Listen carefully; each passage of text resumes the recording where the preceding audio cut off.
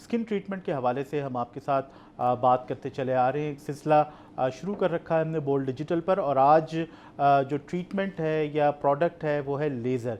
Laser क्या है, laser किस तरह से काम करती है, पाकिस्तान में लेज़र के कितने ट्रीटमेंट्स के कितने सॉल्यूशंस अवेलेबल हैं, और किन किन सॉल्यूशंस के अंदर या किन किन सिचुएशंस के अंदर आप कह लें कि लेज़र का इस्तेमाल किया जा सकता है अपनी स्किन के ऊपर। तो इस हवाले से वंस अगेन मेरे साथ मौजूद हैं डॉक्टर मुबश्शिर डाहा, डर्मेटोलॉजिस्ट हैं, किसी तारुफ के मोहताज नहीं हैं। तो डॉक्टर साहब, सीधा coming to the point, laser है क्या? लेज़र तो हम एक ज़माने में साइंस फिक्शन मूवीज़ के अंदर देखते थे कि वो शुआएं निकल रही हैं और वो दुश्मन को तबाह बर्बाद कर रही हैं। तो आज जो स्किन के ऊपर लेज़र यूज़ होती है वो क्या है, कितने ट्रीटमेंट्स अवेलेबल हैं, यानी कि लेज़र क्या क्या काम करती है स्किन के लिए? Thank you very much Salman साहब, बहुत शुक्रिया। लेज़र बड़ा ही अहम टॉपिक है और आजकल बहुत ज़्यादा इसकी जो है ना वो आ गई हैं, इसके यूजेजेस आ गए हैं। और स्पेशली हम बात करें तो डर्माटोलॉजी में और एस्थेटिक डर्माटोलॉजी में, कॉस्मेटिक डर्माटोलॉजी में ये हर दूसरे प्रोसीजर के लिए ना लेज़र यूज़ किया जा रहा है। अब मैं आपको बताऊँ कि जो सबसे ज़्यादा यूज़ होने वाला लेज़र है पाकिस्तान में, इस्लामाबाद में और ऑल ओवर द वर्ल्ड, वो है फेशियल हेयर रिमूवल के लिए। ख़वातीन के चेहरों के ऊपर नॉर्मल बाल नहीं होते, लेकिन अब नॉर्मलिटी में क्या होता है कि उनके फेसेस के ऊपर बाल आ जाते हैं। उसकी रीज़न क्या बनती है कि हार्मोनल इम्बैलेंस होता है, साइकिल डिस्टर्ब होता है, वेट गेन होता है। उसके बाद क्या होता है कि फेस के ऊपर बाल आ जाते हैं। उन बालों को ख़त्म करने का जो हमारे पास ट्रीटमेंट ऑप्शन है वो ये है कि हम फेशियल जो है ना लेज़र हेयर रिमूवल करते हैं। उसकी भी फर्दर आगे टाइप्स हैं कि different types of laser market में मौजूद हैं, उनका फिर डिफरेंट रोल है। लेकिन उसका काम क्या होता है, वो फेस के ऊपर या बॉडी के ऊपर जो अनवांटेड बॉडी हेयर होते हैं उनको वो क्या करता है, कम करता है। फिर उसके डिफरेंट सेशंस होते हैं और उसमें एक सर्टन गैप देना होता है और उसके बाद जाके वो बेहतर हो जाते हैं। लेकिन डॉक्टर साहब, ये जो लेज़र की डिसीजन है, ये कोई भी जो पेशेंट है या कोई भी मुतासरा शख्स या खातून है वो खुद ले लेती है, या फिर जब आप आते हैं, आपके पास पेशेंट आते हैं तो फिर आप उसे बताते हैं कि भाई आपका ट्रीटमेंट जो है वो फ़लाँ चीज़ से नहीं हो सकता, इसका वाहिद इलाज लेज़र है? क्या लेज़र जो है वो एक आखिरी हल है?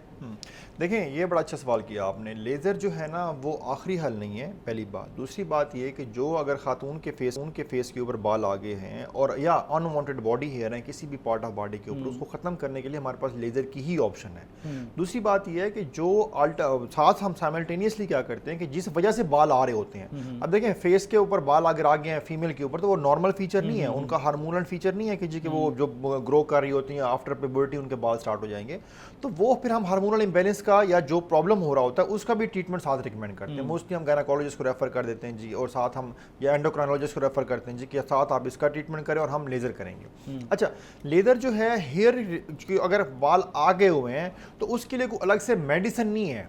क्या फॉर एग्जांपल जी के फेस के ऊपर बाल आए हुए हैं, हम कोई भी हमारा पेशेंट कहता है या क्लाइंट कहता है जी मैंने लेज़र नहीं करवाना, तो हमारे पास कोई ऐसी टैबलेट नहीं है, ऐसा कोई सीरम नहीं है, ऐसी कोई प्रोडक्ट नहीं है कि जो हम लिख के दे दें और कहें कि आप ये यूज़ कर रहे हैं, ये अल्टरनेट है लेज़र हेयर रिमूवल के लिए। ठीक है। दूसरी बात यह कि जो डिसाइड करना होता है वो यकीनन डॉक्टर ने करना होता है। जब वो पेशेंट डॉक्टर के पास आते हैं तो डॉक्टर उसको एग्जामिन करके ही डिसाइड करता है कि क्या लेज़र होना चाहिए, नहीं होना चाहिए, होना चाहिए तो किस इंटेंसिटी की, उसकी एनर्जी लेवल क्या रखना है, वो सारी जो मेजर्स पैरामीटर्स हैं वो डॉक्टर ने डिसाइड करना होता है। तो इसलिए खुद से डिसाइड नहीं कर सकते कि जी कि लेज़र कराना है या नहीं कराना, और कराना है तो कब कराना है, कितनी उसकी जो है एनर्जी लेवल रखना है, ये सारा कुछ जो है वो डॉक्टर डिसाइड करता है। अच्छा, कि फेशियल क्योंकि ज़ाहिर है कि वो लोग हमारा चेहरा ही तो देखते हैं, वो वाला बात होती है। तो इसमें ख़वातीन और बच्चियाँ जो आती हैं कि आमतौर पर ये यंग एज जो टीन एज या जेन ज़ी की हम बात करते हैं, उन बच्चियों में प्रॉब्लम ज़्यादा आ रहा है, या बड़ी उम्र की ख़वातीन जो हैं ये किसी उम्र में भी प्रॉब्लम शुरू हो सकता है? लेकिन सबसे ज़्यादा जो प्रॉब्लम आ रहा है वो जेनजीज में आ रहा है, जो आप बात कर रहे हैं। उसकी रीज़न ये है कि हमारी जो जेनजीज है ना, उनका हमने पहले भी डिस्कस किया था कि उनका डाइटरी पैटर्न टोटली चेंज हो चुका हुआ है। They are shifted to junk food, वो जो है मोर कार्ब्स वाली डाइट लेना पसंद करते हैं, वो ओवरवेट हो जाती हैं। ओवरवेट होने के बाद क्या होता है, उनका हार्मोनल इशू स्टार्ट हो जाता है। हार्मोनल इशू का ये साइड इफेक्ट है कि उनके फेस के ऊपर बाल आते हैं, उसके लिए हम लेज़र करते हैं। ठीक है। अब सबसे ज़्यादा जो हम बात कर रहे हैं वो आता है जेनजीज में। उसके बाद ये कि जो थोड़ा सा ओल्ड एज है या मेचोरिटी वाली ख़वातीन है उनमें भी प्रॉब्लम होता है, लेकिन ज़्यादा रेशो जेनजीज की है। लेकिन डॉक्टर साहब, ये ट्रीटमेंट तो करवा लिया किसी ने, उसका अच्छा रिजल्ट भी आ गया, तो जो लेज़र से हेयर रिमूवल होती है, फेशियल हेयर रिमूवल, वो सस्टेनेबल होती है, वो सस्टेन करती है, या फिर दोबारा अगर आप वही आपकी डाइट चेंज नहीं हुई, हैबिट्स चेंज नहीं हुए, तो फिर दोबारा वो चीज़ें आ सकती हैं? देखिए उसके डिफरेंट सेशंस होते हैं। अगर हम बात करें कि facial hair laser hair removal की, तो उसके अगर हमने 5 to 7 सेशंस रिकमेंडेड होते हैं नॉर्मली, अगर वो करा लिए हैं और उसके बाद रिजल्ट अचीव होता है, कुछ 70-80% रिडक्शन हो जाती है। लेकिन 70-80% इतनी ज़्यादा होती है कि वो फिर फेस के ऊपर बाल नज़र नहीं आते। दूसरी बात यह है कि अगर हमने रूट कॉज को एड्रेस नहीं किया, जो आपका सवाल है कि अगर खाना पीना वही है, रूटीन वही है, हार्मोनल इशू जो है वो एड्रेस नहीं हुआ, तो वो फिर रूट कॉज वहीं की वहीं रहेगी, तो फिर दोबारा हेयर ग्रोथ स्टार्ट हो जाएगी।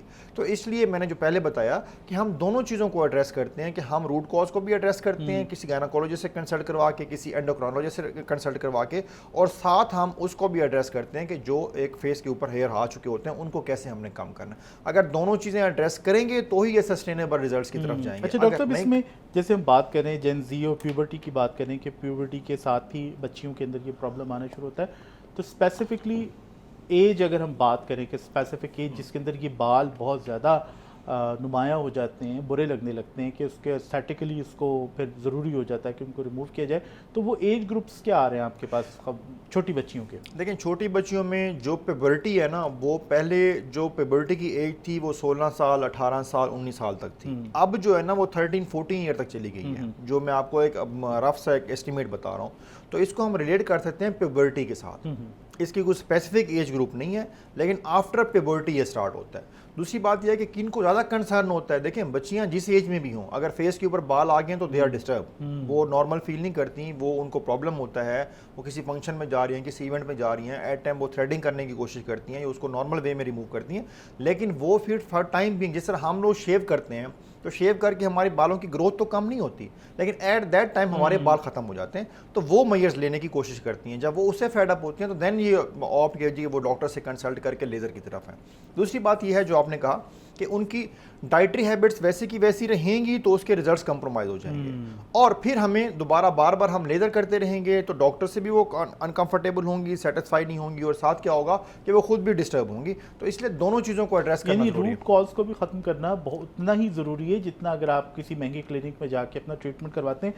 क्लिनिक से मैं पूछूंगा कि इसमें हम किस तरह से क्लिनिक सेलेक्ट कर सकते हैं या कि डॉक्टर को सिलेक्ट कर सकते हैं, क्योंकि आजकल तो ये जगह जगह हो सकता है, आई थिंक सैलून्स के अंदर भी ये काम हो रहा है, क्लिनिक्स भी इस्लामाबाद, लाहौर, कराची जैसे दीगर बड़े शहरों के अंदर, बल्कि अगर आप सोशल मीडिया देखें पेशावर, कोयटा, मर्दान, स्वाबी, आजकल मैं इस प्रोग्राम से पहले कुछ वीडियोस देख रहा था, तो जगह जगह ये क्लिनिक्स मौजूद हैं। एक आम आदमी, एक आम बच्ची या उसके पेरेंट्स किस तरह से डिसाइड कर सकते हैं, क्योंकि वंस अगेन एक बच्ची है, उसके फेस का मामला है, तो हम कैसे सिलेक्ट करेंगे, हम कैसे जान सकते हैं कि भाई फ़लाँ क्लिनिक जो है वो बेहतर है, फ़लाँ डॉक्टर जो है वो बेहतर है, फ़लाँ डॉक्टर के पास कोई अगर वो इक्विपमेंट इस्तेमाल करें तो भाई वो बेहतर है? ये किस तरह से हम देखिए डिसीजन इसका ले सकते हैं? सिंपल सा फार्मूला है कि आप डॉक्टर की प्रोफाइल विजिट करें, डॉक्टर की क्वालिफिकेशन देखें, और सबसे पहले तो ये देखें कि वो वाकई डॉक्टर है कि नहीं है। आजकल एक डिफरेंट टर्मिनोलॉजी जो है, वो डॉक्टर नहीं है, वो कॉस्मेटोलॉजिस्ट है, वो एस्थेटिशियन है। अब देखें पॉइंट ये है कि जो अगर जिस बंदे ने बेसिक मेडिकल पढ़ा हुआ ही नहीं है, जिसने एमबीबीएस ही नहीं किया हुआ, तो उसने आपको फर्दर क्या गाइड करना है? सेकंड फर्दर जो स्पेशलिटी या पोस्ट ग्रेजुएशन है वो तो सेकंड स्टेप पे आती है, लेकिन जो ये कॉस्मेटोलॉजिस्ट है जिसने फॉर एग्जांपल बीए किया हुआ है, जिसने एफए किया हुआ है, उसके बाद उसने 6 महीने का कोर्स कर लिया और किसी ब्यूटी सैलून पे जाके कोर्स कर लिया, और वो क्लेम कर रहा है या कर रही है कि जी कि मैं कॉस्मेटोलॉजिस्ट हूँ, तो आप खुद देखें कि वो कैसे हमारी, for example I am in medical profession since 2004, अब मुझे 22 साल हो गए हैं। 22 साल के बाद जो मैं इस वक्त आपको बैठ के बात कर रहा हूँ, और एक बंदा जिसने सिंपल बीए किया है और 6 महीने का कोर्स किया, और वो भी किसी मेडिकल कॉलेज से नहीं किया, किसी अस्पताल से नहीं किया, किसी सैलून से जाके या किसी जाके प्राइवेट सेक्टर के किसी इदारे से जाके कर लिए, तो वो डॉक्टर नहीं हो सकता। तो इसलिए सबसे इंपॉर्टेंट जो चीज़ है वो ये देखें कि डॉक्टर की प्रोफाइल क्या है, डॉक्टर की क्वालिफिकेशन क्या है। दूसरी बात यह है कि जो मेरा ये बिलीव है कि जो क्वालिफाइड डॉक्टर होगा उसको खुद की अपनी ही फिक्र होती है कि वो अपनी रेपुटेशन, अपनी प्रोफाइल और उसके ऊपर बड़े कंसर्न होते हैं। लेकिन ये डॉक्टर साहब कि जो क्वालिफाइड डॉक्टर होगा डेफिनेटली वो कंसर्न होगा अपनी प्रोफाइल के हवाले से, अपने इमेज के हवाले से, अपनी प्रैक्टिस के हवाले से, लेकिन आम लोग तो उल्टे सीधे जो ये लोग हैं इनके हत्थे चढ़ जाते हैं, और वो जज वो क्या चीज़ देखें कि भाई ये प्रोफाइल देखने की भी मेरा ख्याल है कि आज कोई बच्चा बच्ची तो शायद वो बेहतर देख ले, वो उसका पेज खोल के देख ले, उसको इंस्टा पे देख ले, लेकिन बड़े बड़े दावे मौजूद होते हैं, बड़ी बड़ी चमक मौजूद होती है। वंस अगेन सेलिब्रिटीज़ इन्वॉल्व होती हैं कि मैंने फ़लाँ जगह से फ़लाँ ट्रीटमेंट करवाया है, वो उसकी बारीकी नहीं बताते, वो अपनी बस थोड़ा सा एक कमर्शियल सा अपना चला देते हैं कि मैंने ये फ़लाँ जगह से फ़लाँ डॉक्टर तो नहीं, फ़लाँ क्लिनिक से या फ़लाँ सैलून से ये ट्रीटमेंट करवाया। तो आम लोग किस तरह से जज कर सकते हैं, क्योंकि हम एक मेडिकल ट्रीटमेंट के लिए जा रहे हैं। लेज़र एक मेडिकल ट्रीटमेंट है, बिल्कुल बिल्कुल मेडिकल ट्रीटमेंट है। हाँ जी। अच्छा सलमान साहब, इसका बड़ा ज़बरदस्त जवाब है कि डॉक्टर की जब हम ये बात करते हैं, अगर हम बात करें जेनजीज़ की, जो कि मैं समझता हूँ कि आपकी फेवरेट जनरेशन है, आप बड़े फोकस्ड हैं जेनजीज़ को गाइड करने के लिए, टारगेट ऑडियंस। हाँ, टारगेट ऑडियंस आपकी जेनजीज़ है। लेकिन Gen Zs are very well aware of people, उनको बहुत पता है, वो बहुत सारी चीज़ें देख के आते हैं, बहुत सारी चीज़ें विजिट करके आते हैं। वो इन्फ्लुएंस ज़रूर होते हैं, जो ये आपने चमक दमक की बात की या सेलिब्रिटीज़ की बात की, लेकिन जेनजीज़ को ही मेरा ये मैसेज है कि आप डॉक्टर की जो ट्रीटिंग पर्सन है उसकी प्रोफाइल देखें, किसी क्लिनिक के ऊपर फोकस ना करें। क्लिनिक बहुत अच्छा बना हुआ है, एस्थेटिकली बहुत अच्छा है, सब कुछ बहुत अच्छा है, लेकिन अगर जो उसके अंदर काम करने वाले वो लोग हैं वो मेडिकल प्रोफेशनल नहीं हैं, तो वो आपकी स्किन को ख़राब ही करेंगे। तो इसलिए सबसे एक सिंपल सा फार्मूला है कि अगर आपने कहीं जाना भी है या उनको विजिट करना है, तो उनसे सिंपल एक सवाल करें कि जी आपके पास डॉक्टर कौन है और डॉक्टर की प्रोफाइल क्या है। अगर वो आपको सेटिस्फाई करती है तो फिर आप प्लान करें विजिट करने का, और फिर जाके सारी चीज़ें डॉक्टर से डिस्कस करें, अपने सारे कंसर्न उसके साथ डिस्कस करें, वो फिर आपको प्रॉपर गाइड करेगा कि लेज़र कराना चाहिए या नहीं कराना चाहिए। अच्छा डॉक्टर साहब, लेज़र के ऊपर तो हम, मेरा ख्याल है कि हमें 2-3 सेशंस और करने पड़ेंगे, हमें भी सेशन करने पड़ेंगे। इसमें एक बेसिक सी में, एक तो हमने चले डॉक्टर का इंतखाब कर लिया, आपने ट्रीटमेंट भी अपना शुरू कर लिया या स्टार्ट करवा लिया, आप कुछ रिजल्ट्स भी आ गए। आज हम बेसिक या मोटी मोटी बातें करेंगे। तो इसमें स्पेशली सिर्फ और सिर्फ हेयर रिमूवल के लिए इस्तेमाल नहीं हो रही लेज़र, और भी बहुत सारे काम कर रही है। ओवरऑल अगर देखा जाए तो अगर कोई बच्चा या बच्ची आपके पास आते हैं, क्योंकि लड़के भी आ सकते हैं एक्नी वगैरह स्कार्स रिमूव करवाने के लिए, मर्द भी आ सकते हैं, ख़वातीन भी आ सकती हैं, तो इसमें अगर हम लेज़र ट्रीटमेंट पे फोकस करें तो इसके साइड इफ़ेक्ट्स क्या हो सकते हैं? वो भी वेरी करता है स्किन कंडीशन के हवाले से, या उसमें क्या, अगर कोई आपके पास आके ट्रीटमेंट करवाता है तो लेज़र के साइड इफ़ेक्ट क्या हो सकते हैं? बिल्कुल, बहुत ही ज़बरदस्त सवाल है सलमान साहब। ये लेज़र का सबसे बेसिक साइड इफ़ेक्ट ये है, अगर आपने ऐसी जगह पे लेज़र कर लिया, हम लेज़र हेयर रिमूवल की बात करें, जहाँ पे आपकी हेयर ग्रोथ नहीं है और वहाँ लेज़र हो गया, तो वहाँ हेयर ग्रोथ स्टार्ट हो जाएगी। अच्छा, वेरी मच क्लियर कर रहा हूँ आपको कि जहाँ पे हेयर ग्रोथ नहीं है और वहाँ पे आपने लेज़र करा लिया कि बहुत छोटे छोटे बाल नज़र आ रहे हैं और मैंने लेज़र करा लिया, तो आप कुछ अरसे बाद देखेंगे वहाँ बड़े बाल शुरू हो जाएंगे। ये लेज़र का साइड इफेक्ट है, सबसे बड़ा साइड इफेक्ट है। गंज के इलाज में काफ़ी, गंज के इलाज में भी to some extent it can be used. अच्छा, बट पॉइंट हम यूज़ कर रहे हैं उसके लिए जो खवातीन लेज़र कराती हैं। अक्सर हमारे पास क्लाइंट्स आके कंप्लेन करते हैं, जी डॉक्टर साहब मैं फलां जगह जा रही थी, मेरे बहुत थोड़े से बाल थे और वहाँ पे आप देखें मेरा पूरा फेस उससे भर गया हुआ है। होता क्या है कि जब लेज़र करने से पहले वो उसको असेस नहीं करते, एग्जामिन नहीं करते, प्रॉपर मार्किंग नहीं करते और पूरे फेस के ऊपर लेज़र कर देते हैं। उसका नुकसान क्या होता है? नुकसान ये होता है कि जहाँ पे बाल नहीं होते वहाँ भी बाल स्टिमुलेंट का काम करती है। स्टिमुलेंट का काम करती है। देखें, लेज़र का रोल ये है कि जहाँ पे हेयर ग्रोथ होगी उसकी हेयर ग्रोथ को कम करेगी, जहाँ पे नहीं होगी वहाँ पे हेयर लेज़र करेंगे तो उसकी हेयर ग्रोथ को बढ़ा देगी। तो ये सबसे बड़ा साइड इफेक्ट है। ये तो एक दो धारी तलवार है। बिल्कुल ऐसा ही है। अगर आप टेक्निकल हैंड से या प्रॉपर क्वालिफाइड बंदे से नहीं करवाएंगे तो इसके ये वाले साइड इफेक्ट्स आएंगे। दूसरी एक सबसे बड़ी इंपॉर्टेंट बात यह है कि जो लेज़र के बारे में एक जनरल मिथ मशहूर है, अभी हम सिर्फ लेज़र हेयर रिमूवल की बात करें, we have a lot of other lasers as well. Laser hair removal के बारे में एक जनरल मिथ मशहूर है कि इससे कैंसर हो जाता है। कोई कैंसर नहीं होता लेज़र से, कोई। लेकिन ये क्वालिटी पे डिपेंड करता है कि आप किस क्वालिटी, किस इंटेंसिटी की लेज़र इस्तेमाल कर रहे हैं, किस किस्म का इक्विपमेंट इस्तेमाल कर रहे हैं। बिल्कुल, ये डिपेंड ही इसी चीज़ के ऊपर करता है। लेकिन इसमें एक प्रॉब्लम ये है कि अगर for example low quality equipment use किया जा रहा है तो उसका नुकसान ये होगा कि उसके रिजल्ट कंप्रोमाइज होंगे, बट डजंट मीन कि वो कैंसर काज करना शुरू कर देगा। दूसरी बात यह है कि आपने अगर टेक्निकल या क्वालिफाइड बंदे से नहीं करवाया तो उसने जो एनर्जी लेवल को एडजस्ट करना है, क्योंकि लेज़र में प्रॉपर आपने एडजस्टमेंट करनी होती है एज पर हेयर टाइप, कि हेयर जो टाइप है वो कैसी है, स्किन टाइप कैसी है, बाल घना है, बाल का कलर ब्लैक है, बाल का कलर ब्राउन है, लाइट ब्राउन है, उसके अकॉर्डिंग हम डिसाइड करते हैं कि इसमें हमने कौन सा लेज़र की जो एनर्जी लेवल है वो क्या रखना है। अच्छा, इसमें एक और चीज़ लास्ट इस क्वेश्चन मैं आपसे करूँगा कि लेज़र हमने कितना करवाना है कि डॉक्टर साहब मैं सेटिस्फाई नहीं हूँ, मुझे एक दफ़ा और कर दें, मेरे 2 सेशन और कर दें। ये जो सेटिस्फेक्शन है और इसमें क्या मेडिकली भी कोई लिमिट है, क्या इतनी ड्यूरेशन होनी चाहिए 2 सेशंस के दरमियान, या एक स्किन को एक ख़ास हद तक ही एक्सपोज किया जा सकता है? बिल्कुल, ये देखें, जो दरमियान में गैप है वो तो बहुत ज़रूरी है, और वो उसमें हम ये नहीं कर सकते जी कि हमें 1 महीने का गैप चाहिए होता है। अगर एक सेशन हो गया हुआ है तो उसके दूसरे सेशन में हमें 1 महीने का गैप चाहिए होता है।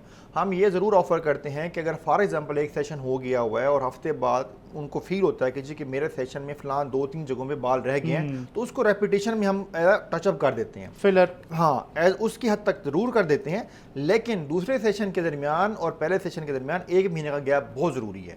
वो हर केस के अंदर चाहे एक्नी स्कार्स रिमूव कर रहे हैं या हेयर रिमूवल के लिए कर रहे हैं? मैं I am talking about hair removal okay. Only. देखें, जो एक्नी स्कार्स का ट्रीटमेंट है उसके लिए जो लेजर यूज होता है वो दूसरा लेजर है, उसको हम CO2 फ्रैक्शनल लेजर चलिए वो बोलते फिर हैं। हम हाँ नेक्स्ट जी, उसमें फिर करेंगे। और हमारे पिगमेंटेशन के लिए लेजर यूज होता है, उसको हम लोग जो है क्यू स्विच लेजर बोलते हैं, पिको लेजर बोलते हैं, इस तरह से। नहीं, आज हम इसी तरफ फोकस करें तो बेहतर हाँ जी। है। व्यूअर्स, आपने देखा कि अभी ये एक इंट्रोडक्शन सेशन था जिसमें हमने लेज़र और ख़ासतौर पर लेज़र से हेयर रिमूवल की बात की कि किस तरह से ख़वातीन जो ख़ासतौर पर इस चीज़ से मुतासिर होती हैं वो इस तरीका इलाज को अपना सकती हैं। एस्थेटिक्स भी हैं, कॉस्मेटोलॉजी भी इसके अंदर इन्वॉल्व है, लेकिन बेसिकली ये आपका एक स्किन का ट्रीटमेंट है और उसके लिए ज़रूरी है कि आप इंतहाई क्वालिफाइड डॉक्टर से ही रब्ता करें।